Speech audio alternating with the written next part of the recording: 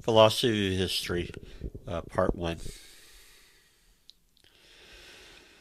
What is history? History is a study of written records. That's how it's differentiated between other fields like archaeology, anthropology, sociology, studies people. Uh, when you study history, you have to depend on the primary documents. The primary documents are traditionally written records. In our technological era with computers and video, pictures, video um, could also be primary documents. When we study for Western civilization, the cultures and people and nations that came out of ancient Greece and Rome, there's a few important historical figures that developed this field of history. Number one, Herodotus, lived in about the 5th century BC.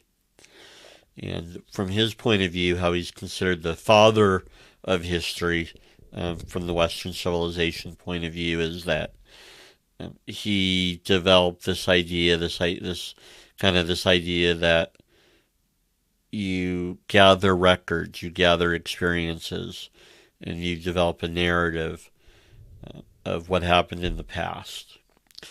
Some interesting things about Herodotus' the histories. Um, it gets into the philosophical debate of how much of the historian's work is explicitly stating facts and then quote unquote guessing or quote unquote making it up.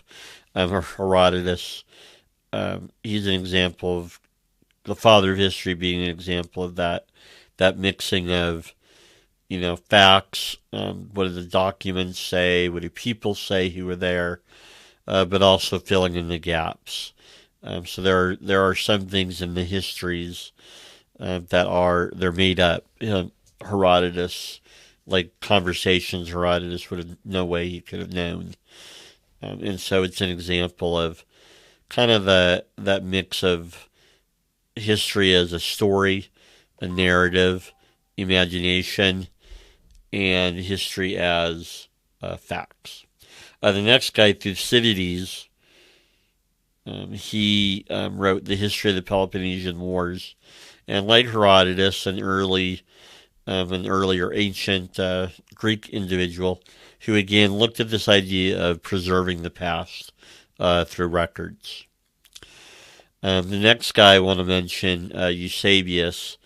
Eusebius is a good example of what a historian does and what what the mix is between myth, history, and legend. Eusebius lived in the 4th century AD, so about 1600 years ago. He was a Christian bishop and historian.